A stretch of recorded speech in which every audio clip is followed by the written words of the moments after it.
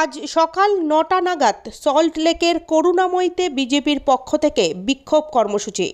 বিজেপির রাজ্য সভাপতি সুকান্ত মজুমদারের ওপর পুলিশি আক্রমণের অভিযোগের বিরুদ্ধেই তাদের এই কর্মসূচি। এছাড়াও সন্দেশখালীর ঘটনায় নারী নির্যাতন, পুলিশের ব্যর্থতা, বিজেপি নেতাকর্মীদের আটক করার প্রতিবাদে পথে নামে সল্টলেক বিজেপির বিধাননগর মণ্ডল 2-এর সভাপতি সঞ্জয় পয়রার নেতৃত্বে বিজেপি কর্মী সমর্থকরা।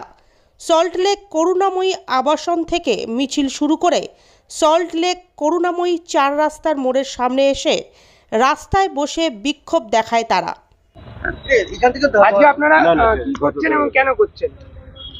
গতকাল টাকিতে আমাদের রাজ্য সভাপতি ডক্টর সুকান্ত মজুমদারের ওপর যে পুলিশি নির্মমভাবে আক্রমণ এবং তাকে মাটিতে টেনে হিঁচড়ে ফেলে দেওয়া এবং তাকে হাসপাতালে ভর্তি হতে হয়েছে।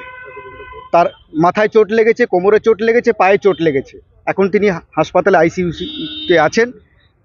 আর 2 নম্বর, সন্দেশখালী মহিলাদের, মা বোনদের ওপর যে নির্মম অত্যাচার, যে মধ্যযুগীয় শাসন, যে বর্বরতা, তার প্রতিবাদে আজকে আমাদের বিজেপি বিধাননগরের বিক্ষোভ।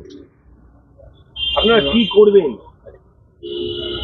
রাজ্য সভাপতি সুকান্ত মজুমদারের ওপর যে পুলিশি আক্রমণ, পুলিশ আমাদের রাজ্য সভাপতিকে যেভাবে মেরেছে, যেভাবে টেনে হিঁচড়ে ফেলে দিয়েছে, তাকে হাসপাতালে ভর্তি হতে হয়েছে, অথচ সন্দেশখালীতে যেখানে মা বোনদের ওপর আক্রমণ হয়েছে, যেখানে রাতের অন্ধকারে তাদেরকে ডেকে পাঠানো হয়েছে, সেই নিয়ে কিন্তু পুলিশ এতটা তৎপর নয়।